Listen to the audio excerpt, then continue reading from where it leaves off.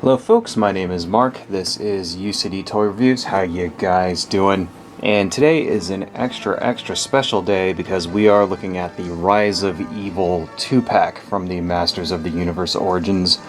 So if you guys don't know what this is sort of a new take on classic characters. So we have Keldor and then Kronis. And who are Keldor and Kronis, right? Well, basically, Keldor is Skeletor before he turns into Skeletor, and Kronis is Trapjaw before he gets mutilated and replaced with cybernetic implants and turns into Trapjaw. And these two particular characters were a thing in the Masters of the Universe Classics line that was out a few years ago. I think Keldor was like a San Diego Comic-Con exclusive or something like that, and then Kronis was part of like some 2-pack or some shit like that. I'm not really sure. I actually don't have either of those figures because they're like super expensive. But these, of course, are really super awesome because not only are they in the Origins line, and thus they're in the 5.5 scale, but you can get them at any Target, which is where I got this one. So I'm actually very happy I managed to find this one in the wild, which is really cool because like all He-Man Origins stuff, it's like it'll get snapped up by scalpers and collectors and stuff right off the bat. So pretty happy that I managed to actually get one of these at retail. So let's take a look at it. So here you have Kronis. So this is like Skeletor before like he gets acid thrown in his face or whatever. And the cool thing about this character is that he actually comes from the 2000X cartoon show. It was like the remake of He-Man that came out in around like 2003, I think what it was. And it kind of gives Skeletor's origin. So that's cool. And then I think this guy, Kronis, actually came from a comic book that was put out right around that time. That kind of gave the origin of Trapjaw. So this is what he looked like before his jaw got ripped off and his arm got blown up or whatever.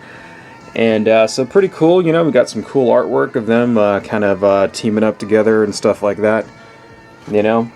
Some more artwork on the side here. You got Beast Man, you got Trapjaw, Merman, Evil Lyn, kind of all chilling on the side. And then over here, some kind of weird frog-looking dude. I don't know what that's all about, but whatever. Then we have our battle scene up here on the back with, you know, Beastman and Keldor and all the evil dudes back here. And there goes Kronis with a laser gun fighting our heroes, including King Randor, which I guess that means, are we going to get a King Randor figure in this line? That'd be kind of cool too. So you'll notice here that Kronis is, you know, he's got the laser gun and all that. Next to him is Triclops. Triclops is wearing his color design from the early mini comics, so that's actually kind of cool. So does that mean we're going to get like this variant of Trapjaw? I don't know, I hope so. Or of Triclops. I don't know, I hope so. So here you can kind of see, you know, the action features. You can swap out the heads there and all that.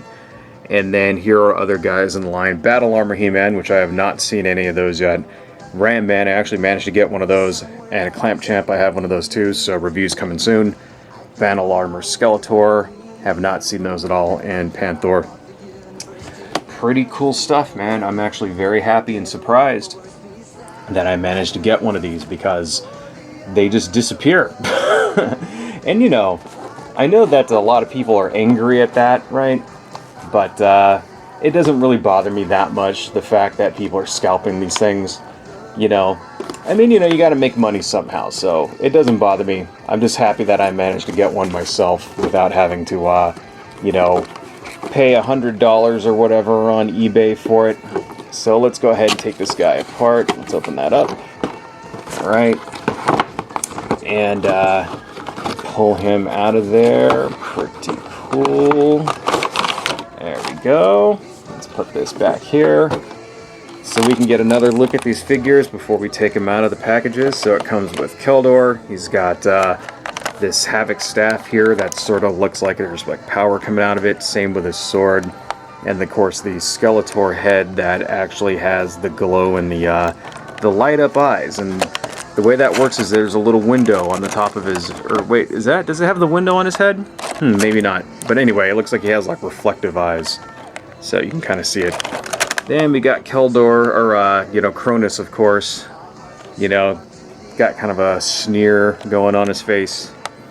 Looks pretty cool. And then this is the same styled laser gun that came with Web Store back in the day. So let's go ahead and take these guys out of here. Like that. And let's see. Let's open this thing. Can we get it out? Probably going to have to cut this. It looks like it's not coming out.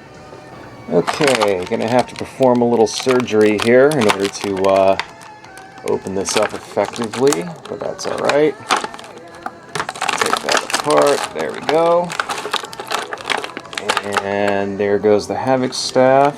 And let's take this head out of here. Alright, let's just take a moment to appreciate that head. That looks really cool. You know, you can't really see it on the camera, but the eyes are sort of like rubies, kind of, sort of. And they kind of catch, there we go. There, now you can kind of see it. They sort of catch the light and they light up. And it looks just like that early artwork from the mini comics. That's really cool. And I'm actually kind of happy to get this head because it has the closed mouth. And I think that would look much better on my normal Skeletor figure than the one with the open mouth. But that's just my personal preference. It's not that I think the open mouth Skeletor looks bad or anything. Okay, let's put him out of there. I like that cape too. So here goes Keldor. Alright. And of course these have the same, you know, same kind of articulation as any MOTU classics. You know, you have your... Whoa, that came right out. That's alright. These pop right back in. So, you got your shoulders that move around and pivot. You got your elbows. You have your hands that twist. Waist, head that moves around. And then you also have at the leg there, and then knees, then middle leg where that spins, and then also your feet. So, very modern, highly posable articulation. Let's see, I really dig that head. I like how they gave him sort of like the classic villain kind of look.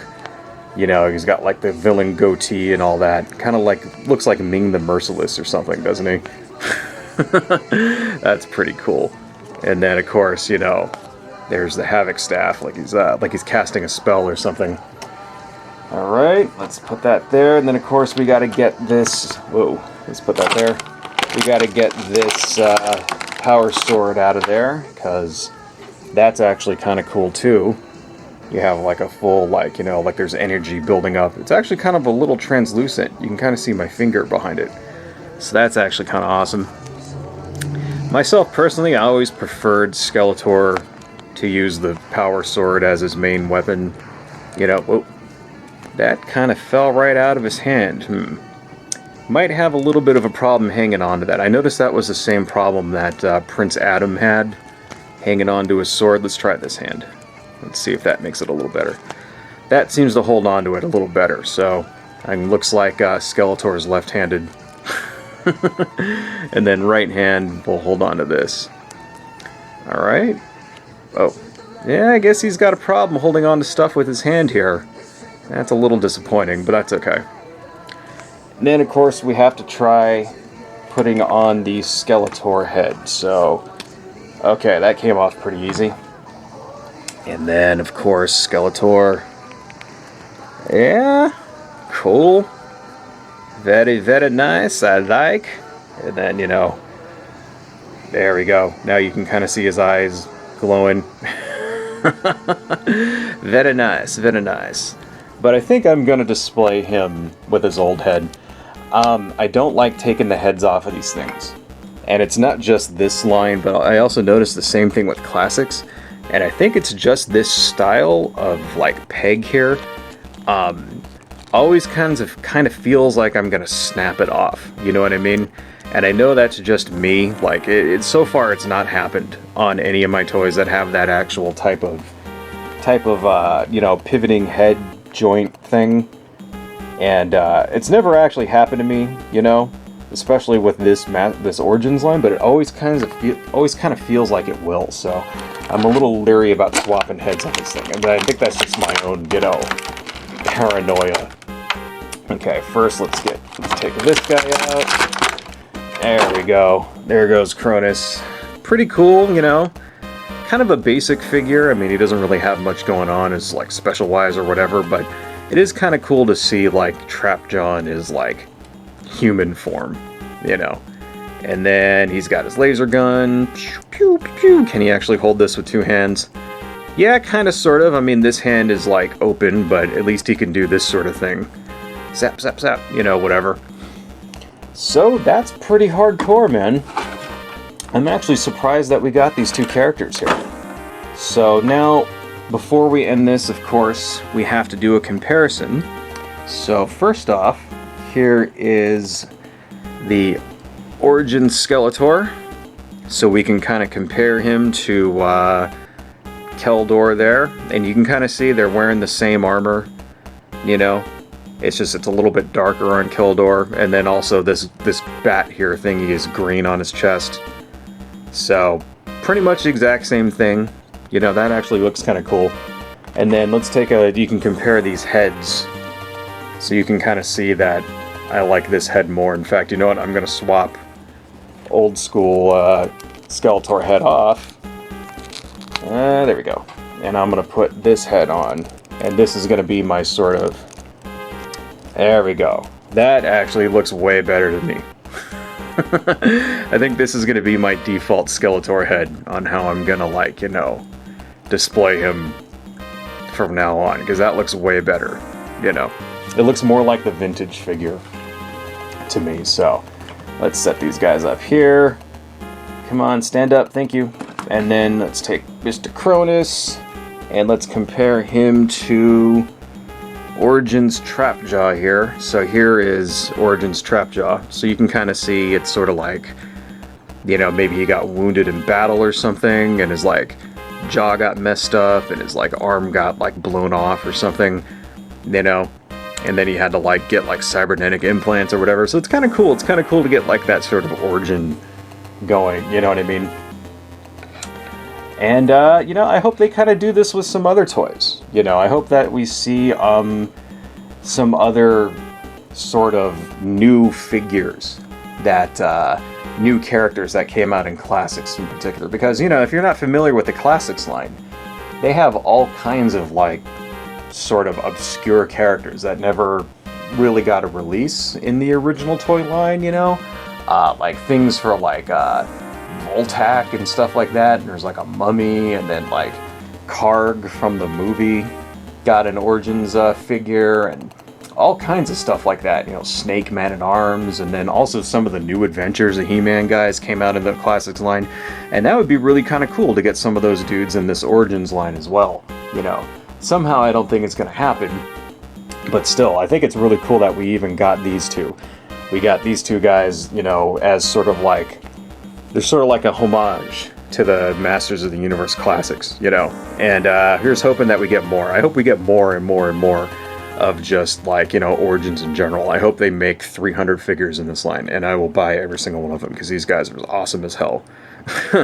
Anyway, folks, that's all I got right now. Adios.